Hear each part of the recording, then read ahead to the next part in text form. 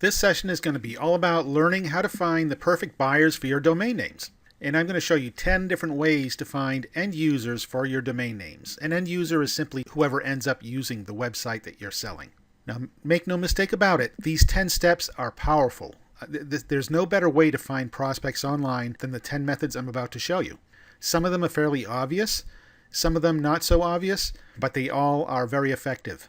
So let's start with the most obvious one, which is Google.com. We've all used Google, and we know that business listings show up every time you search for something. Well, many of those businesses are prime prospects for domain names. So let's start by doing a basic web search. Let's try lawn care. I'm not even going to put in a town or city, just the keywords, and it's going to default to what's closest to your physical location. Now, since I'm in upstate New York, it's showing me results that are in upstate New York. So if I own the domain name OswegoLawnCare.com, many of these listings are prime candidates for selling the domain to because they're all based in this current location, which is Oswego, New York. What you want to do is look for the smaller mom and pop type places. You don't want to look for the big chain operations. And also check these search terms below to see if any of them apply to what you're searching for. Also, don't forget to check page 2, 3, and 4, and even 5 for more very viable prospects for your domain name. Don't forget, the folks on page 1 got there for a reason.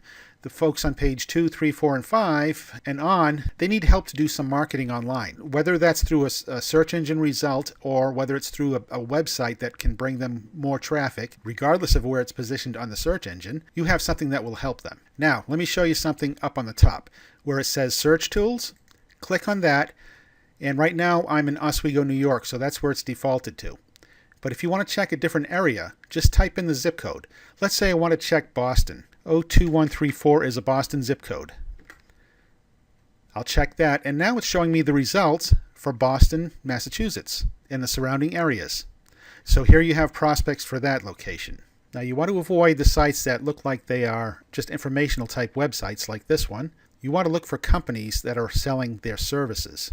True Green, that's a big chain, so you don't want to deal with them because they're often very hard to communicate with. Here's one, Steve's Lawn Care. Let's see what that looks like. This is a perfect prospect for a lawn care domain name. It's a small business located in Bridgewater, Massachusetts.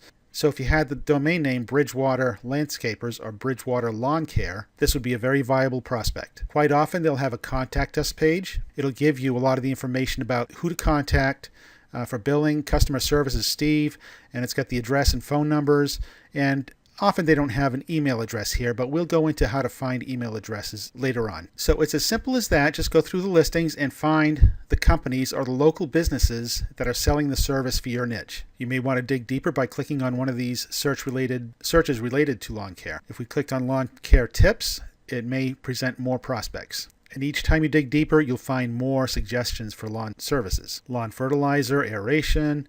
So if you keep digging deeper, you'll find more and more prospects. Quite often, the listings in the Google Places are good candidates for selling your domains to as well. So let's get on to the number 2 method of finding prospects, and we'll do that in the next video.